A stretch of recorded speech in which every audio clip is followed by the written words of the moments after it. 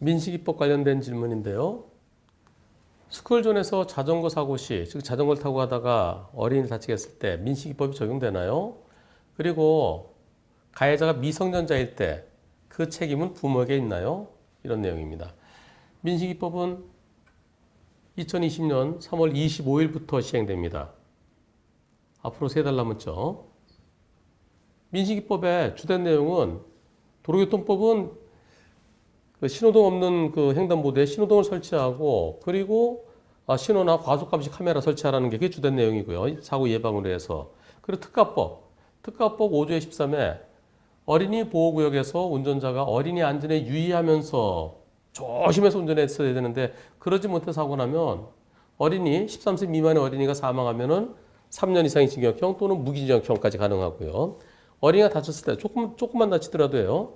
뭐 2주 진단 또는 1주 진단만 나오더라도 어린이가 다쳤으면은 그럴 때는 1년에서 15년까지 징역형 또는 벌금 500만 원에서 3천만 원까지 처한다. 그래서 처벌을 엄청 무겁게 하는 거죠. 일반 어린이 보호구역 스쿨존 사고보다 예전에 있던 것보다 더 무겁게 처벌하는 겁니다.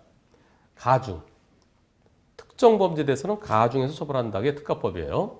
변호사님 유튜브 애청자입니다. 민식이법을 보니 궁금한 게 있습니다. 자전거도 도로교통법상의 차에 해당된다고 알고 있습니다. 이럴 경우 스쿨존에서 어린이끼리 사고가 나거나 또는 중고등학생의 사고 가해자가 될 경우 민식이법이 적용되나요? 그럴 경우 다 아직 미성년이니까요. 19세가 만 19세부터 성년이죠. 그럼 19세가 안 됐으면 미성년자예요. 미성년자의 경우에는 그때는 그 가해자의 부모가 책임져야 되나요? 이런 질문도 있었네요. 이 부분에 대해서 법 적용 대상이 된다면 이와 관련해서 바쁘시더라도 유튜브에서 많은 사람들이 알 수 있도록 알려주시면 감사하겠습니다. 우선 민식이법은요. 자동차와 원동기 장치 자전거입니다. 쉽게 얘기해서 자동차와 오토바이. 전동 킥보드도 오토바이에 해당되는 거예요. 법률적으로 원동기 장치 자전거예요.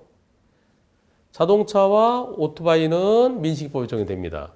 그런데 도로교통법상에 차에는 여러 가지가 있죠. 우선 자동차, 건설기계, 원동기 장치 자전거, 그다음에 손수레나 우마차 이런 게 다 이게 차예요.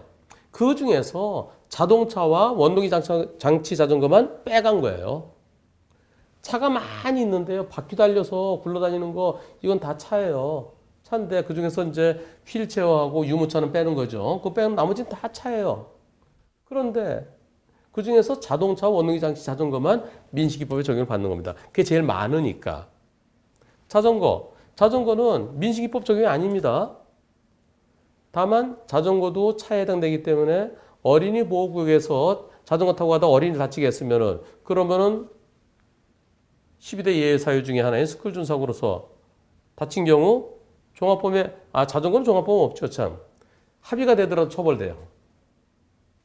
그래서요. 자전거는 일단 어린이 보호 사고 원래 있던 교통사고 처리 특례법의 스쿨존 사고로 처벌 대상이에요. 자동차와 오토바이는 민식이법이에요. 그래서 자전거 타고 가다가 어린이 다치게 하더라도 민식이법은 아니고 옛날 그 스쿨존 사고로 처리되는 겁니다. 그러면 여기서요. 이제 자전거는 아니니까요. 그러면은 어린이들이 초등학교 6학년생이 아빠 오토바이 타는 거 이렇게 배워갖고 지가 스쿠터 같은 거 타다가 또 전동 킥보드 타다가 그러다 어린이 다치게 하면요. 일단은 민식이법에 적용을 받는 거예요. 오토바이니까요. 그런데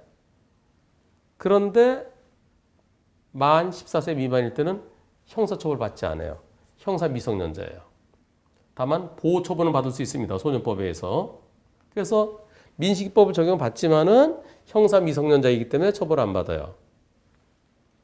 중학교 한 3학년, 고등학생은 만 14세 넘죠? 그럼 그런 그 고등학생들이 그 스쿠터를 타고 간다든가 전동 킥보드 타고 가다가 어린이 다치게 하면 그럼 처벌 받는 겁니다. 민식이법에 적용을 받는 거예요.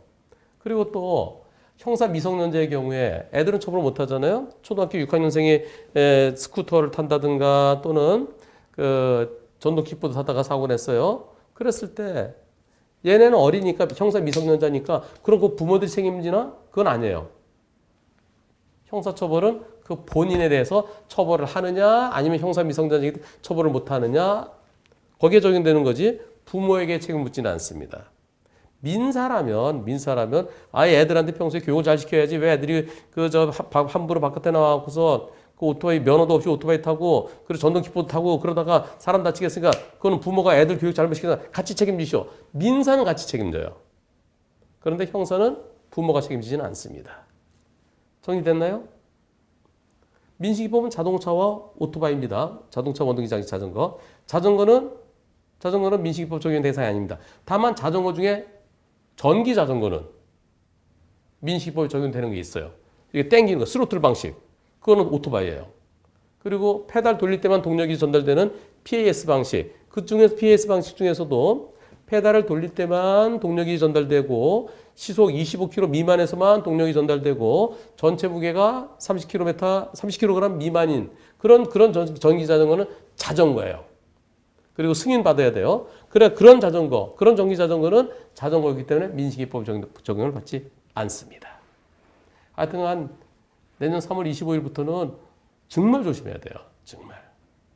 특히 자동차나 원동기 장치 자전거 그리고 또 애들 태워갖고 학교 데려다주고 학교에서 태우고 오고 그러다가 엄마들 또 아빠가 아침에 출근하면 태워다주고 그러다 정말 조심하셔야 됩니다. 조심의 끝이 없습니다. 네. 그리고 항상 어린이 보호구역뿐만 아니라 모든 곳에서 항상 조심해야죠. 언제나 조심해야 됩니다.